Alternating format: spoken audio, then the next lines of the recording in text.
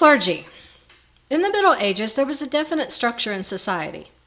You were born into a class of people and generally stayed in that class for your entire life. Working hard did not change your status.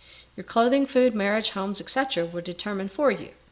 After the rank of king, the hierarchy was the nobles, the knights, the clergy, religious people, the tradesmen, and the peasants. The Church. One of the most unifying elements of the Middle Ages was the Roman Catholic Church. All classes and ranks of people, nobles, peasants, and tradesmen, were profoundly affected by the rulings of the Church. The clergy were the religious people of the Middle Ages. Following the Pope in order of rank, there were bishops, priests, monks, and nuns. In the latter part of the Middle Ages, the Pope, as head of the Church, had much influence over the king and total control of the clergy. In the latter part of the Middle Ages, people were heavily taxed to support the Church. In return for their tax money, they received the way to everlasting life and happiness after leading lives that were often short and hard. Children were taught basic prayers and to go to church every week. The Roman Catholic Church was the single largest unifying organization in medieval Europe. It touched everyone's life, no matter what their rank or class or where they lived. Clergy ranks and clothing.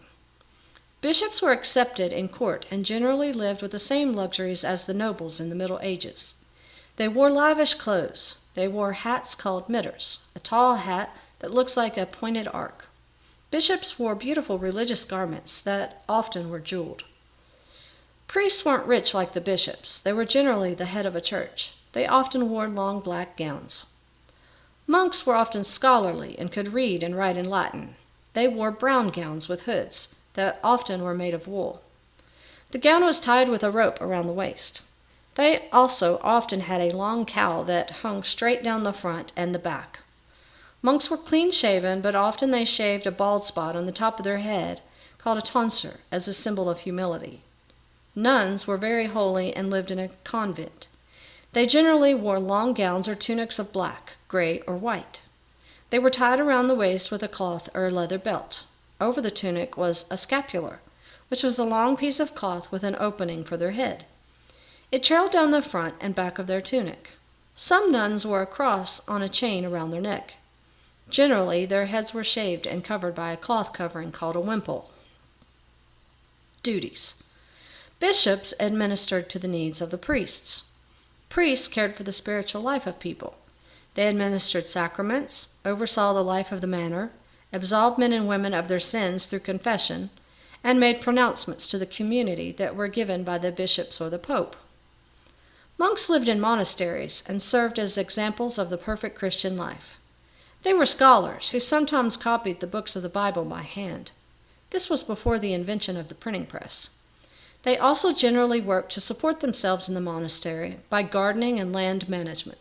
They also sometimes educated the sons of the nobles. Nuns were very devout and served the people. They sometimes were taught to read and write, but they were not as scholarly as monks. They sometimes did work on manuscripts. Other less educated nuns did harder work. Many families placed their daughters in convents, and the convent was given a dowry for taking them. Older women who became widows were also sent to convents. This was often done so that the woman would have a secure life. Religious festivals. The life of the people revolved around the seasons. Planting, harvesting, etc. ruled the working class. Each month there was some type of religious festival. For example, they celebrated St. Valentine's Day in February with singing, dancing, and games. In March, they celebrated Easter by performing mystery plays. All Fool's Day was the April festival, where jokes and pranks were the order of the day.